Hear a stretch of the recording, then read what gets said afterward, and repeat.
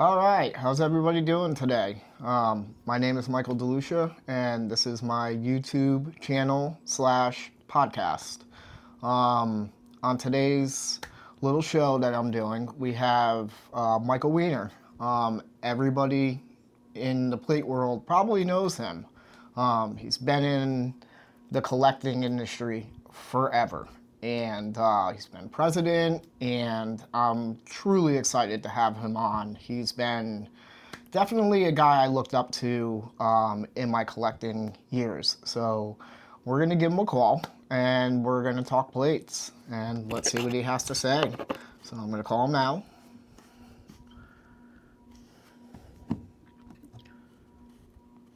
All right.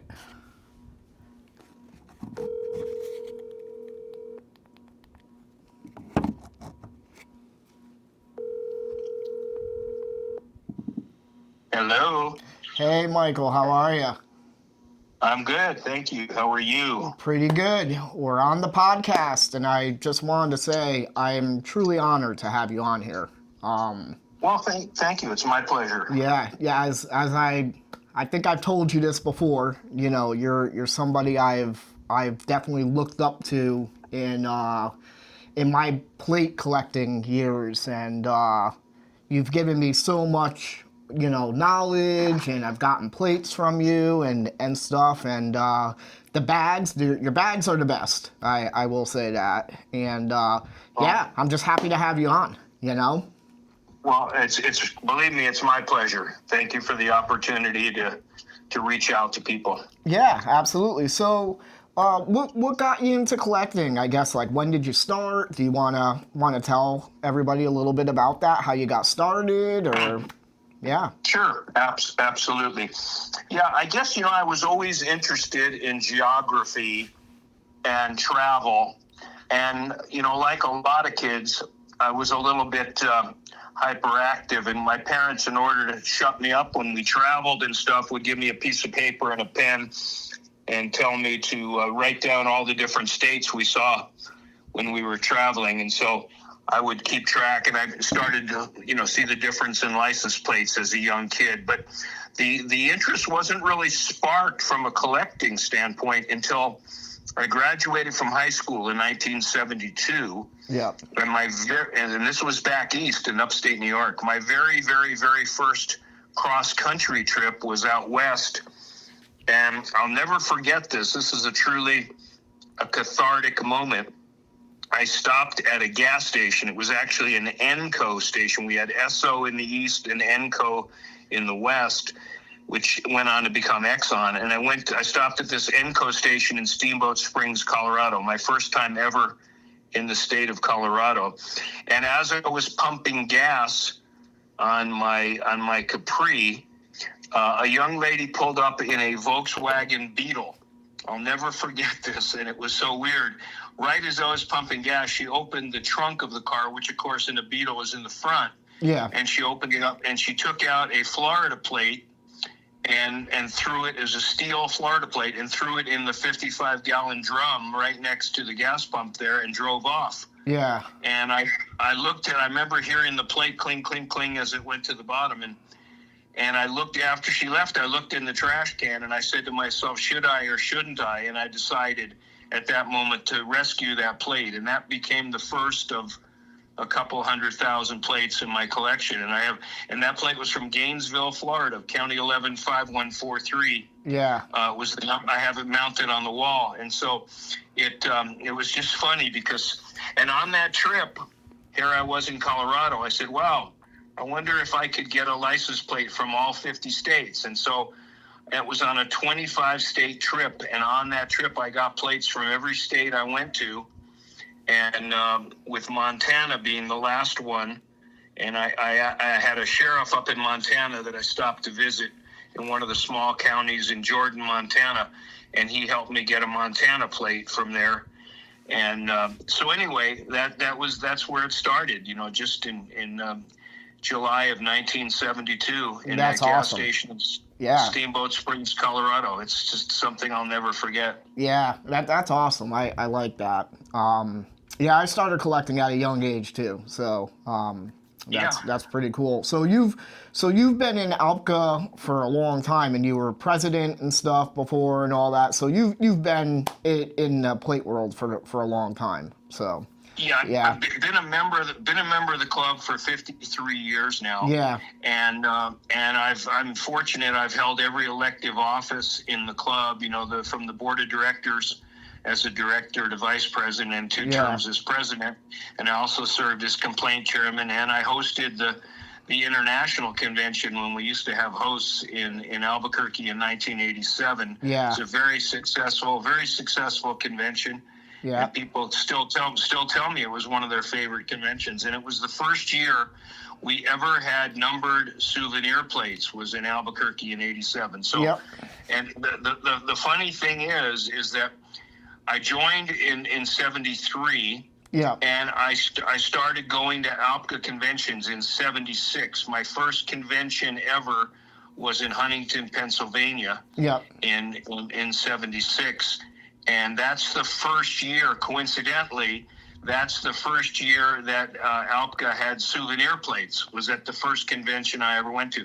And I've been to every convention since. In Fort Wayne next month will be my 50th annual yeah. ALPCA convention in a row. I've That's never awesome. missed a convention. Are you setting up a So table and selling, or are you just going to look for stuff for your collection, or Well, both? I do.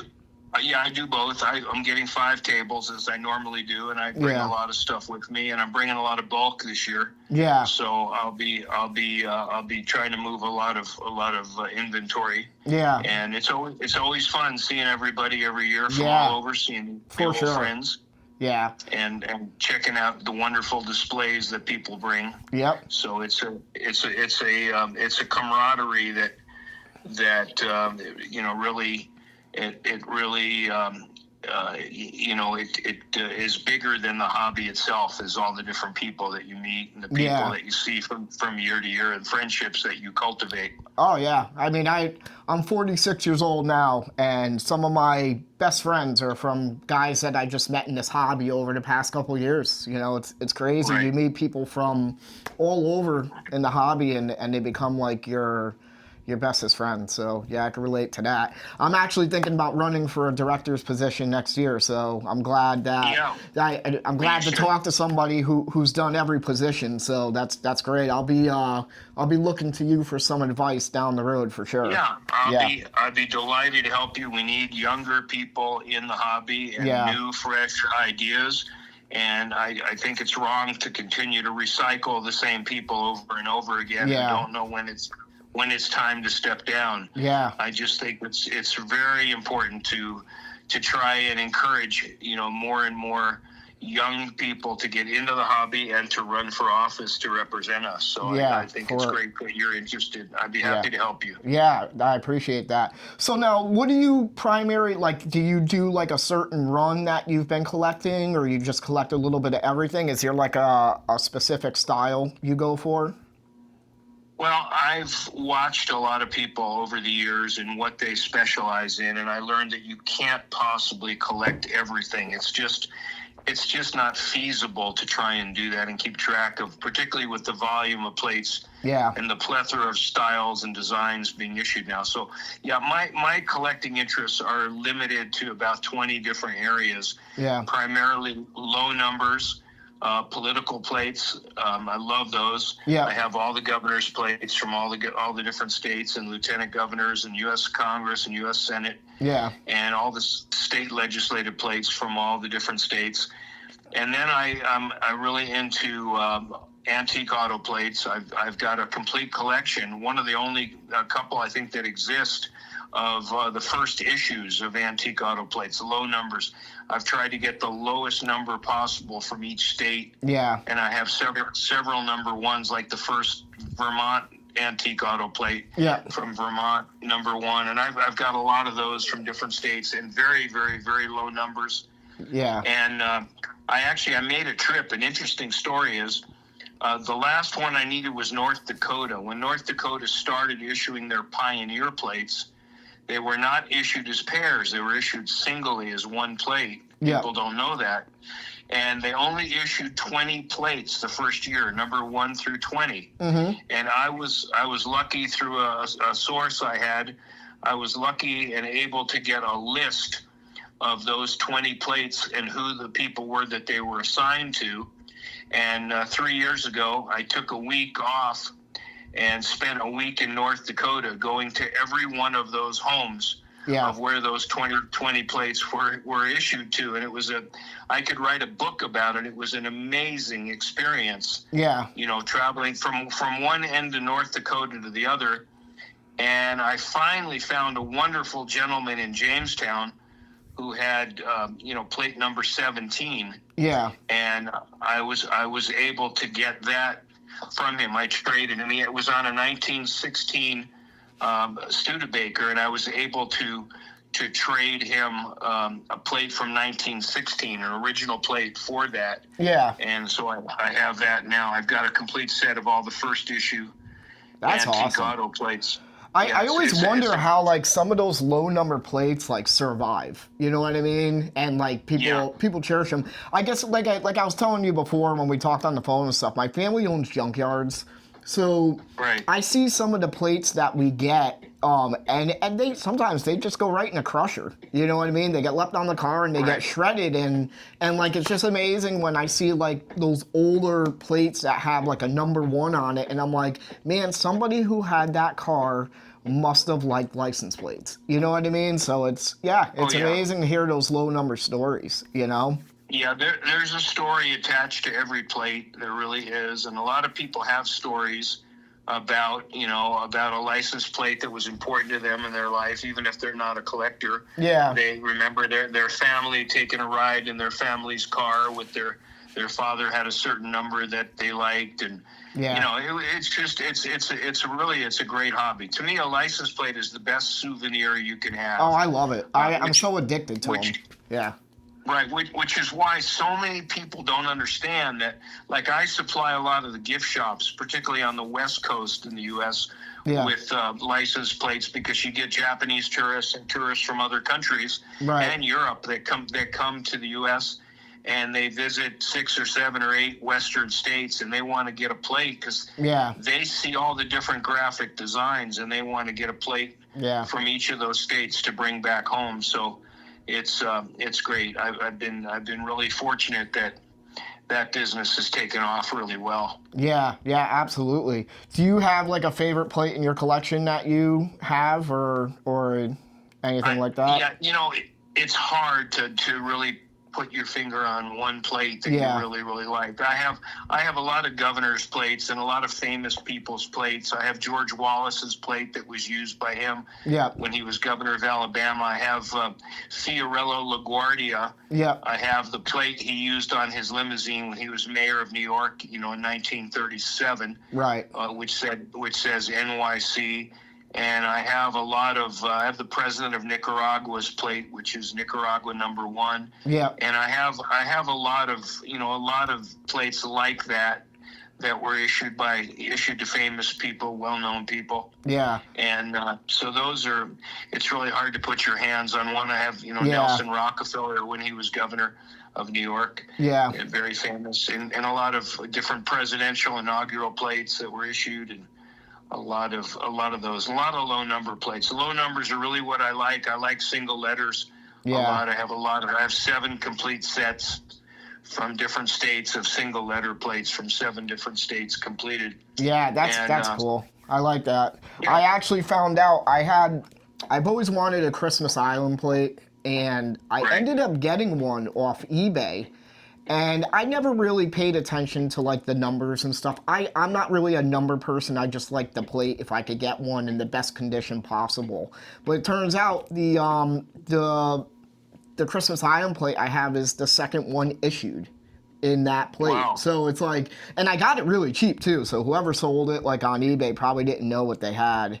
So, and my 39 Panama is come to find out, it's, according to the ALPCA site, it's the first known number of that style. So and that's actually one of my favorite plates. So I'm excited to have read that as well. So, but Right. Well, I bought a collection about 10 years ago from an individual. I've had some really incredible stories to tell of things that have happened to me because of my websites. I have 7 websites, and I have people that look when they find plates, they're looking for somebody to give them a new home, and so I get a lot of those calls. And I had a family in Austin, Texas, call me 10 years ago to say that their grandfather had started collecting plates when he was 10 years old, and he was now in his 90s. Yeah. And and he had an incredible collection. He had written letters when he was 10 up till he was like 16 or 17. Yeah. He wrote letters to presidents all over the world, and governors and senators and mayors, and to chambers of commerce and embassies all throughout the world. And he kept all the letters that he wrote, copies of them, and all the letters that he got back.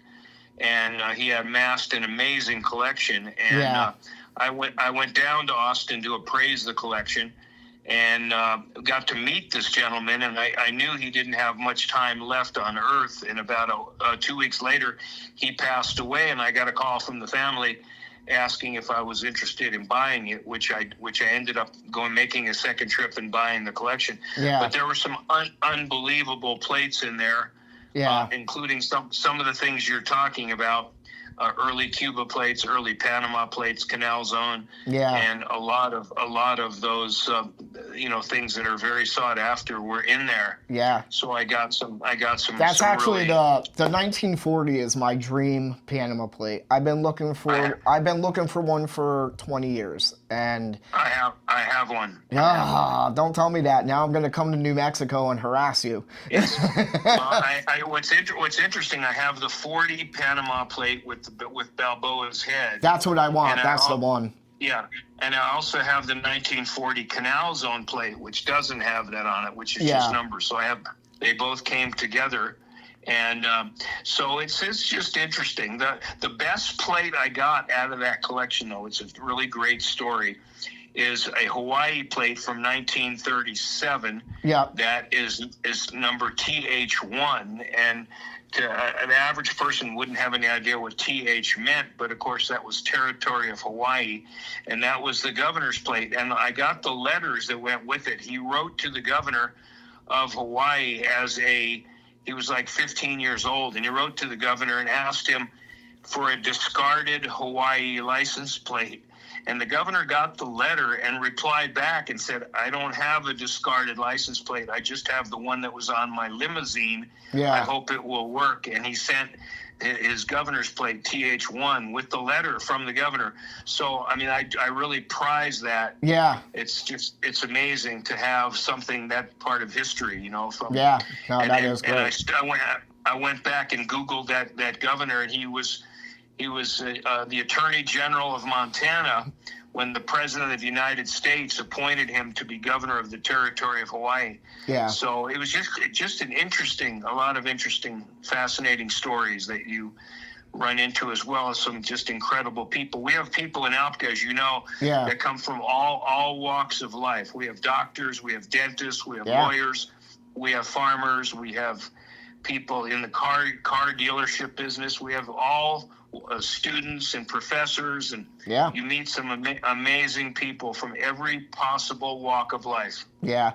Do you find these days, like, are you finding like a lot of plates that you want to purchase like through like the Facebook groups or eBay, or or is it just like you have friends from the community that you've been with for so long, they know what you want, and they're like, hey, Mike, I came across a plate you might be interested in. How are you kind of getting your stuff that you want these days?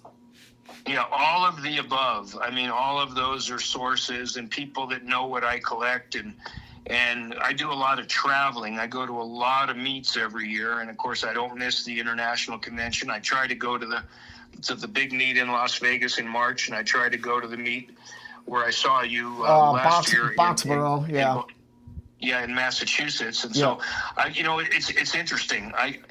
just a little background here. So I mentioned I was real interested in geography when we first started. So Yeah. I ended up majoring in college. As a lot of plate collectors I find have an interest in geography as well. Yep. And a number of them have majored in college, like I did, in geography. That was my major, and I minored in sociology.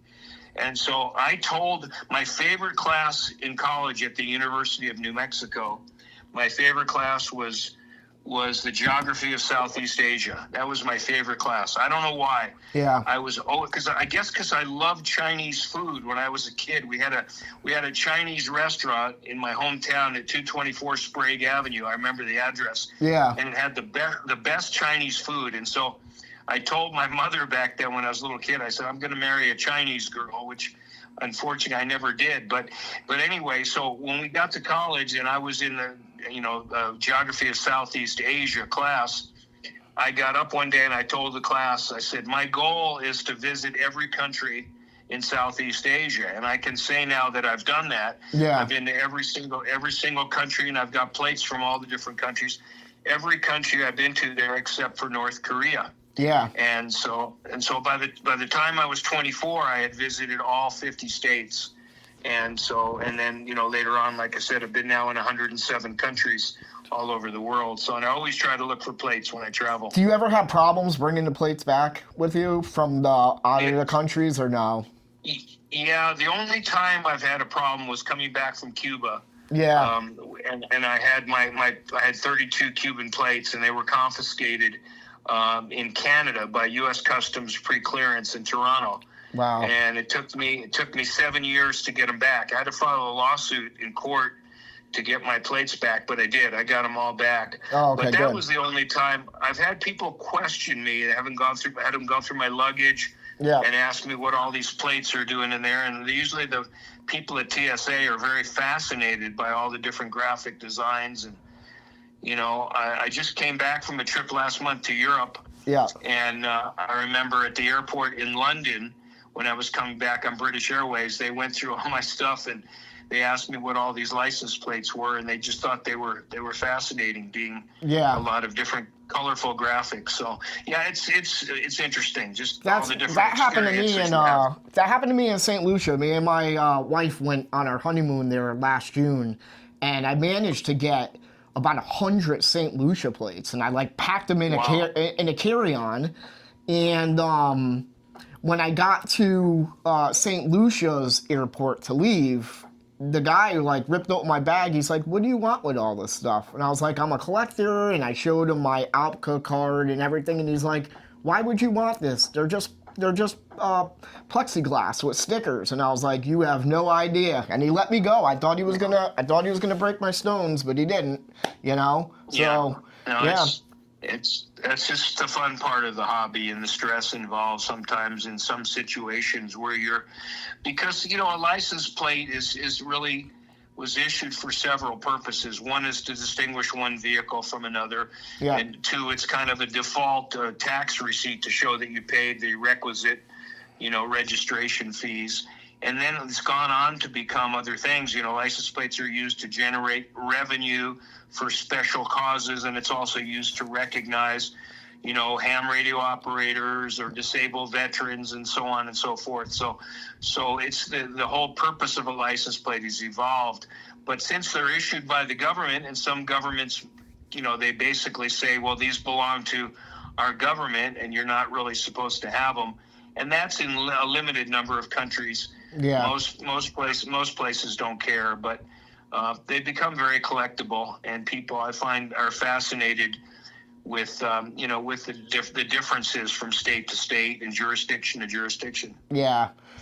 Yeah, I ran across a while ago. I'm always looking on YouTube, and that's what got me into saying, hey, I'm going to start this YouTube channel and start getting people interviewed, and it's kind of all new. I'm trying, now I'm doing audio. I hope at some point I could figure out how to do where I could do a dual video, but it's, I'm not really, I'm not savvy like that, so it's a learning process. But what I did run across a while ago is I've seen some videos of you, you know, and there was one particular one that I really liked. I mean, it had to be older, and like you invited maybe like a newscast to come into your home, and you just had plates everywhere in your house, and I was like, that Yes. is Yes. awesome, you know. Yeah, I was on a show called Offbeat America on That's Home and what I Garden think I seen TV. it on Offbeat America. Yes. Yeah, that was in 1995, believe it or not. So Yeah. that's already 30, Yeah, 31 and years it's ago. up there, and it's a great Yeah. video. Like, and I was They, amazed to see how much stuff you have, and it's all nice, you know.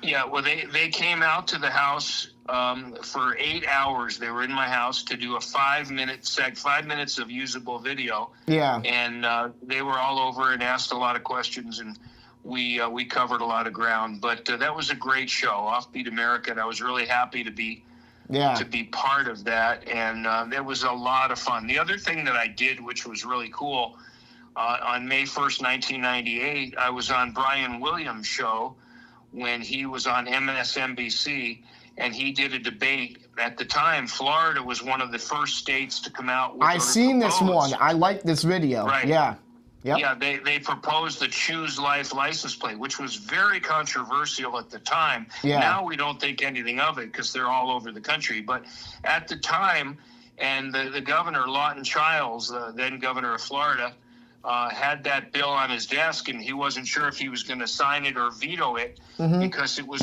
controversial. And so I did a 10-minute debate with a proponent of the license plate in Florida, Yeah. and about whether that should go forward or not. So, Yeah. but Brian Williams, it was fun because Brian Williams called me before the interview, Yeah. and I always watched him on TV, and to have him call me, it was really, really, really cool. And so we talked for a while about plates and everything, and he got some background information. Another story that's really cool that I think people will enjoy.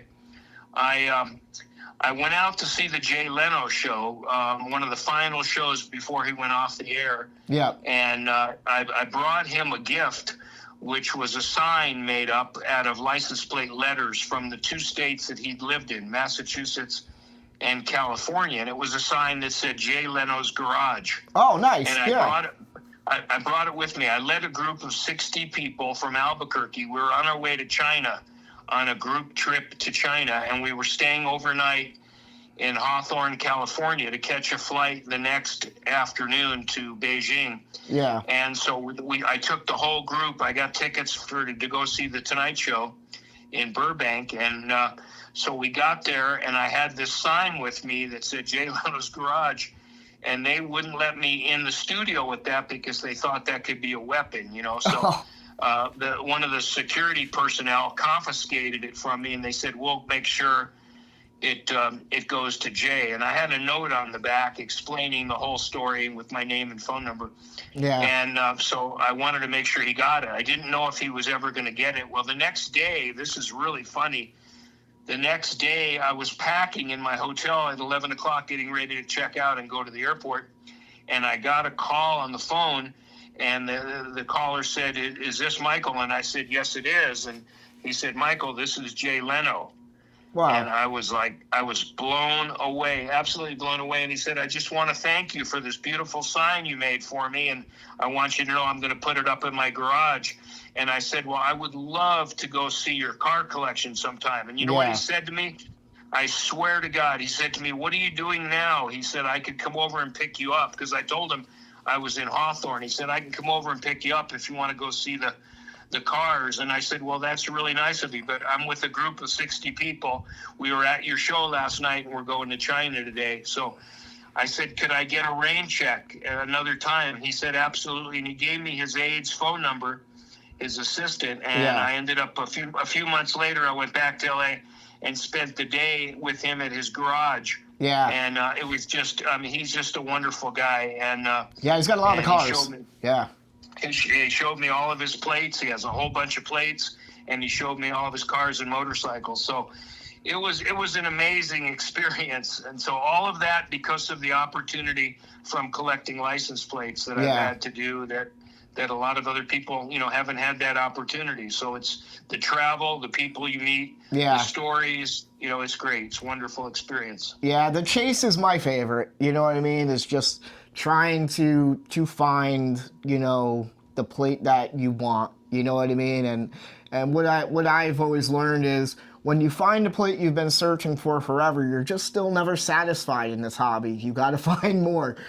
So that's exciting to me. It keeps me busy. And it's a lot of fun. It actually it took me forever to join ALPCA. I recently joined about 5 years ago, but I was always collecting plates before then, and I'm glad I did. It's a big help, but back then I was like, I kind of don't need a group to help me find plates, but I'm glad I did. It's absolutely. When I first joined ALPCA, again, it was 53 years ago, and I was 19 at the time. And the funny story for me is, there was no internet back then. Yeah. All we had was we had the Encyclopedia Britannica, and of course ALPCA was not in there. Yeah. But I went to a car show in the county seat for the county I grew up in upstate New York. I went to a car show, and there was an older gentleman there with a beard. He looked like Santa Claus. Yeah. And he had two large displays of New York license plates. Yeah. And I said to him, wow, I said, do you collect plates? He said, yeah, I do.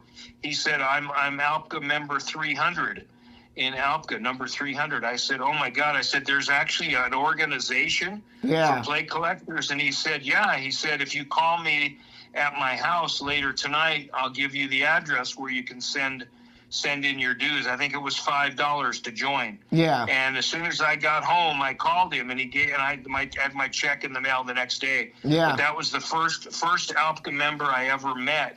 Yeah. And it was only by happenstance. But I mean, I thought I was the only person in the world that was interested in license plates until I met him. I mean, so it's so different today with Google and the internet is just so different. Yeah, for sure. I find you can find a lot of stuff, and then I find that, I don't know, I'm always nervous about, like, getting a fake plate and stuff, because it's amazing. Nowadays, people have machines, they can do anything, Yes. And I wish most plates had patent numbers, but, you just got to be careful, you know what I mean? And I always reach out to a few people if I'm in question, and stuff, so...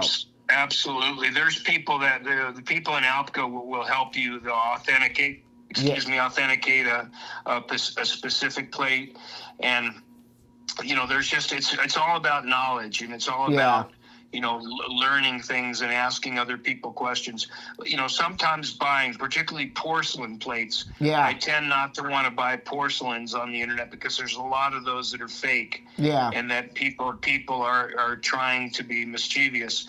Yeah. But if you go to conventions and you go to regional meets, those are people that are not going to do that, and they're not going to be a problem. And I'd say 99% of the transactions are everything is on the up and up. Yeah. So, we just make a lot of friends with a lot of good people. Yeah, absolutely. So is there anything else you'd like to cover about anything while we're here?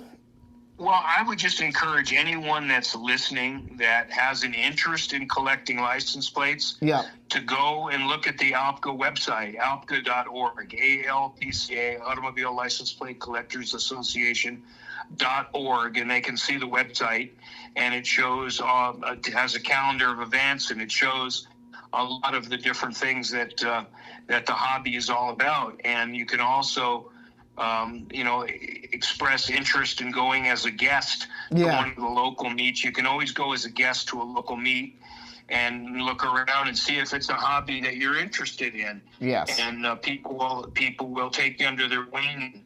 And as I've done many, many, many times with younger collectors, to show them what the hobby's all about and to help them, find what plates they're looking for. Some people just want a plate from the year they were born and the state they were born. Right. Some people want a 50-state set to put in their garage to cover one of the walls. Yeah. Other people want to have, motorcycle plates. They want one from each state, or there's no end to what different people collect or what they're interested in. Right. And then there's other people that want plates from all over the world. Right. A lot of people are really into foreign plates. But the best thing I could tell people is to go to the ALPCA website, and they can also look at my website, which is bestplates.com. Yep. Or I also have michaelcwiener.com. Yep. MICHAELCWIENER.com, which is about me, and then bestplates.com is about my hobby. Yeah. And then I also sell the plastic bags to protect the plates, as you mentioned. I've done that for 17 years now. Yeah. And I've sold over 2 million plastic bags. Those are the best bags. I've used so many, and I will continue to say it, that your bags are the best. They're nice, they're thicker, they're crystal clear, and yeah. So I always tell everybody, if you want bags, call you, and your shipping is lightning fast. Thank you. I really appreciate your kind words. It's very, very nice of you. I know that when people order, that they need bags, they need sleeves, they want them right away. Yeah. So I try to get the orders. I go to the post office sometimes twice a day just to get people's orders out, because I know people want something when they order it. I know I have, when I wasn't selling them and I wanted sleeves, I wanted to get them as quick as possible. So I try to do that.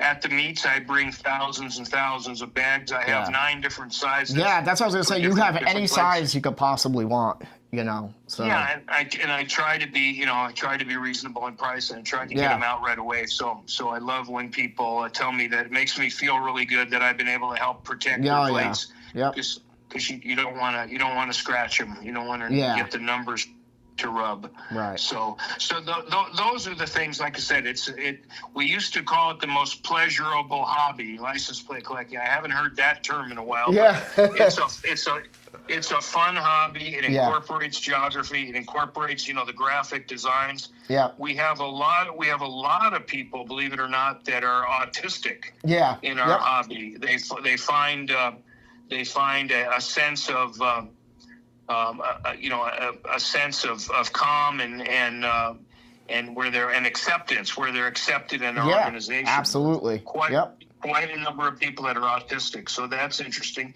We've got, a diverse group of people. And again, we welcome new members. Yeah. We'd love to get more younger members. Yeah. Because a lot of us are getting older, and we need people to pass our collections on to. Yeah, and keep the hobby going is really what's important, and all that. The club is 72 years old. Yep. This year, and it happens to be the same age I am going to be. My birthday's next week. Yep. And so I'm the same age as the club, and I'm just like I said, I've been a member 53 years. Yeah. And I've just been very, very happy with all of the different meets and all the wonderful people that I've met. Yeah. Well, before we wrap this up, I ask this question to everybody at the end of the podcast, and you got to answer it. So, do you ever watch reality TV at all? I do. I do. I don't have a lot of time for TV because I'm really busy, but I do. I have it on there occasionally. I watch some of the shows. Okay, so here's my question. If you got picked to be on a license plate reality show, okay, and it's basically, like the History Channel coming and filming you chasing plates and selling plates and all that, and you had to have 3 people in the hobby with you on that show, who would the 3 people be? Well, that's pretty easy, actually. The first person I would have, these are people that I respect a great deal. I would have Steve Raish from Lakeland, Florida. Steve is a plate expert and knows a lot. I would probably have Jeff Francis, who's also from Florida, from St. Pete, who has one of the largest, most complete collections in the world. And then probably Eric Taylor in Florida. In California, who's got a phenomenal website and is an expert on porcelain and leather plates. So those are three people that are really, really, really true experts that know a lot. Yeah. And you know, if you ask me for a fourth, I'd throw in Jeff Menard. Okay, perfect. Jeff Menard is a wealth of information. Yeah. And everybody knows and respects Jeff, and he's also a former president of the club. All right. Well, Michael, thank you so much for coming on, and I really appreciate this, you know, helping me out and helping me get this podcast going and stuff. And again, you're one of my guys I looked up to ever since I've been collecting, you know, and I appreciate this, and I'm super honored to have you on here and for you to take the time out to sit with me for 45 minutes and talk plates. So.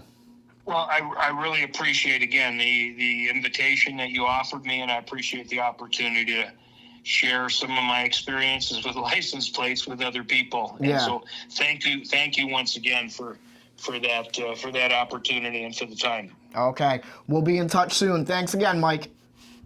My pleasure. You take care. Have a wonderful week. You Bye-bye. too. Bye. All right, well, you guys heard it. That was Michael Wiener. Again, he is probably one of the most knowledgeable guys in this hobby, and I hope you guys all listen. And I want you to take a look at the YouTube channel, like and subscribe to it, so you can see all the new content I'm going to be putting out. And it's Plate King 1980 on YouTube. All right, guys. So thank you.